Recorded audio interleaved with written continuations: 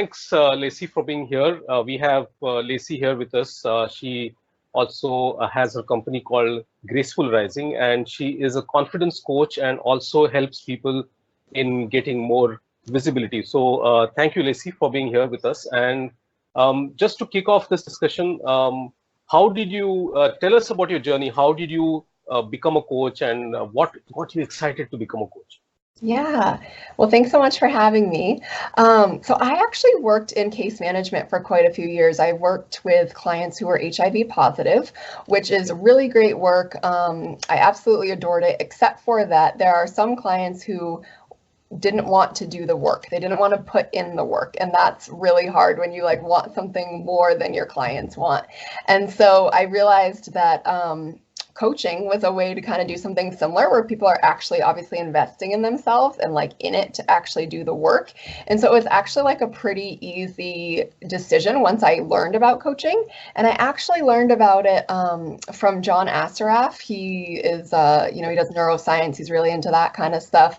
He was kind of his program was the first one I ever invested in like the summer of 2015. And that was really the moment where I was like, ooh, yeah, I'm going to do this thing. Like coaching is what I want to do. And I mean, I have the skills for it, right? I've been doing this for years and years. I care about people. I want to help people. So it just was very easy to decide that. And then the reason that I'm coaching on what I'm coaching on, confidence and visibility, is because that was really, really hard for me in the beginning of my business, but also confidence carries to every other part of our life. So it's really more expansive than that. Amazing. So that's great mix of personal experience as well as that fantastic workshop which you did to get you excited about this. So tell us a little bit about, because neuroscience is now becoming quite mainstream, but when you did it, I guess it was early times when people started talking about it. So what interested you about that, and how are you bringing that into your coaching? Yeah, so the program that I invested in with him first was Winning the Game of Money. So it's all about like money and obviously like more abundance. I mean, he has programs on every like weight loss, business, all this other stuff, but that was the one that I really got into. And it was sort of the wake up call for me, which I kind of knew, but didn't know that like our brain and our beliefs actually affect every area of our life, right? So it's like the neuroscience, like what is your brain doing? How can you rewire it? How can you retrain it? Which they now know that we can do. They used to think that like by age, I don't know, 7 or something, it was like set and we couldn't change anything. Well, that's actually not true. And so it's fascinating, first of all, to like keep up with that. And I'm in no way like an expert, but I just think it's really fascinating. And I love the way that like the underlying beliefs, the way that we're taught, like our fears, the way that affects our confidence and the way that we show up in the world. And so I do bring some of that into my coaching for sure. Wow, fantastic. And I love this entire area about plasticity, right? So as you said that for years we had been told that that's it, you are like it's concrete and now nothing can be done. But now we have this whole area which says you can really work on it if you want to and make changes. Mhm. So the question, so next question is which kind of related to that is that you had this experience, you had your personal experiences, and now you have this very rich coaching experience, as you said. What are the kind of insights which you see are common across people? I mean, so there are things which help us. There are things by which we are all similar, and there are things by which we are dissimilar. But as a coach, what are the areas you feel we are all similar in, or way we can be helped in similar ways? Yeah. So I asked you for clarification on this question because I was like, I want to make sure I like understand exactly. But there's a couple things that came to mind once we sort of clarified. And one is that I think we all believe, even if maybe we're not aware of it yet, that we are not good enough in some way, in some area of our life. Mm, Like that is the thing that holds us all back. Like, and it could be related to, a body issue, like health, like which was like my personal story. It could be like, your parents got divorced when you were a kid, so you felt like it was your fault and you're not good enough. And so like this is something that like permeates like everything. And then the second thing that I thought of was like how terrified we all are to invest in ourselves, like even when mm, we have the mm. money. And I think that goes back to the not being good enough is like we don't trust ourselves to I actually suppose. like get the results and do the work. So I think they're kind of related. Yeah, and I love the way you have always kept using this word invest, because that's really true, right? The biggest ROI, so to speak, is when you invest in yourself. And But I love this point about not good enough, because it comes out in so many different ways, right? Whether it's the inner critic or the negative self-talk, we kind of always are our worst motivator, right? So I mean, we probably need motivation from other sources. That's great. So coming to this, so as a coach, when you see people whom you're coaching, so coaches, what do you, after so many people that you've seen, what do you think makes a great coachee, and what do you think makes a great coach? Yeah, that's a great question. So I think for a good coachee, like being willing to do the work, actually showing up, taking the time, because there is going to be work, and a lot of it is inner work. And so like we actually Mm, have to take the time to do that daily, even without a coach like over your shoulder. Being open to the coaching process, being open to new ideas or like other points of view, other insights. And then also, like, one of my favorite things is the willingness to be uncomfortable. Like, it's oh, gonna love. be uncomfortable, but I think like that's gold, and like that's where the magic happens. So I love when coaches are like, yeah, I'm ready to just like dig into this, even though it's like the worst feeling ever. That's so true. I love this willingness to be uncomfortable. Absolutely. I mean, there is a certain level of discomfort which all of us need to experience if you really want growth. So love that. That's fantastic. And what do you think makes a great coach? Yeah. So one of the big things I think is like, well, obviously the relationship. Like you want to be somehow like you want to resonate with the person, you want to have trust and like feel comfortable with the person. And then like meeting them where they're at. So this can be a big thing. Like sometimes as coaches, we have these ideas of like where our clients need to go or what we think they need to do next. But then it's like they say one thing to you in a session and you're like, oh, I was completely wrong about that. So like we can't go Mm, down this road that I had planned. I need to like actually stick with them and just like follow their trajectory. yeah, love this, meeting them where they are. Fantastic. That's great. And so I guess this leads to the next question very well, which is, the real work happens at the values level, right? So I mean, we start off with looking at behavior, and we are encouraging the coachee to see her behavior, his or her behavior. But the real work happens at the value level, right? Which is, that's where the real kind of primal force for doing an action lies. So first of all, do you agree that the real work is happens at the value level? And secondly, what happens if the values of the person are different from what your personal values are, and does that make a difference, and how do you handle that situation? Yeah. So that's a really interesting question. I do think values are really important, and I think they're important in any relationship. So let me just say that first. And then I think like it might depend on what we're talking about. Like, so for instance, I'm not a super religious person, but I consider myself spiritual. But like, I'm okay working with a coach who maybe like would say God instead of the universe. Like, that wouldn't offend me, or vice versa, right? If my clients are like, their thing is God or goddess, but I say the universe, like I just know that and can kind of tweak it. But also, I think like we would probably not connect unless there were some similar values because that's how you're Mm, drawn to people.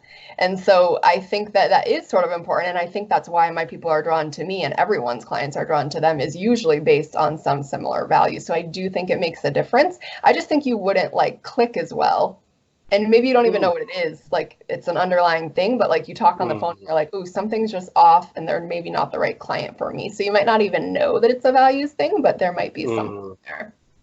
Yeah, and we always have this sense radar, right? When it comes to values, I mean, somehow we always sense where the other person is. That makes sense. Yeah. So coming to this point about success, right? Because at some level, all coaches are looking for success at some level. I mean, you can define success either in terms of change, or it can define success in terms of getting what they want, or removing an obstacle, or whatever those things are. So, from your experience, what would you say makes people successful? What are the factors which make people successful, and things which don't make them successful? Yeah. So I think we talked about a couple of them already, like putting in the time and like working towards their goals, right? Like taking Yeah. action, investing in themselves and getting support is a huge one.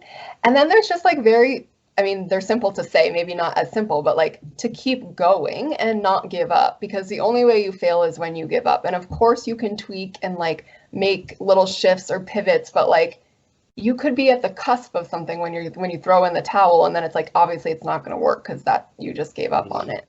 mm, And then the two other things are like, I think mindset and confidence are like two huge ones, which is why I work on those things in all of my programs, because you got to be doing that work, like we talked about, like the negative thoughts, the negativity that's coming up, the feeling like you're not good enough, and then the confidence to actually like put yourself out there, show up, be vulnerable. Those are two huge things. And that's fantastic. And I want to pick on this last point, not pick as in kind of extend the conversation on this last point about vulnerable, which you said. So do you? So since I mean I have also seen from this experience that the real kind of transformation happens in a relationship, and especially in a coaching relationship, when the space opens up for the person to be vulnerable, right? So it's and then they say really what's on their mind and what's really happening to them. So how important is being vulnerable for you, and do you believe that a coach needs to take that effort to open that space to be vulnerable? I think we can open that space by leading and being vulnerable ourselves. And so to me, a lot of times, like, so for instance, not everyone does online marketing, but I do. And it's like easy for me to share. It gets easier for me to share more deep or like embarrassing, or maybe things I wouldn't necessarily share, but like people can relate to that, right? Like when you're human and you're actually like, I made this mistake, but I learned these lessons, or I did this thing and it was awful, but now I'm here. Like they relate to that kind of thing. So I think we can lead by example. And then also like, it's just like, for me, it was like, I don't need to be perfect. That was a huge one for me. Like as a coach, I don't need to be perfect. I can tell them when I'm like, okay, I don't really know how I feel about that. Like, let me process and get back to you.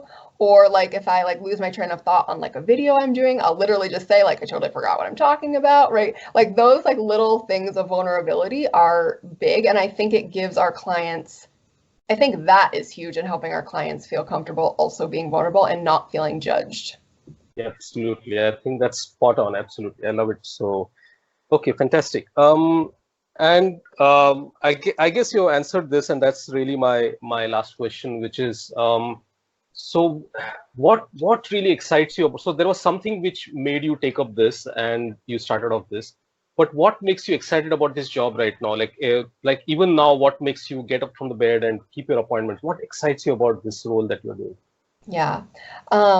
So I love, well, there's a couple things. One is like hearing the successes of my clients, right? The celebrations. And sometimes it's very tangible things like I just enrolled a $2,400 client. But sometimes it's like those shifts of like, holy crap, like I felt terrible. And then we had one session and now I feel like I can do anything. Or I just did this thing that I've been putting off for 3 months. And just like seeing how quickly they can shift and the awe and surprise of like their own magic is like huge.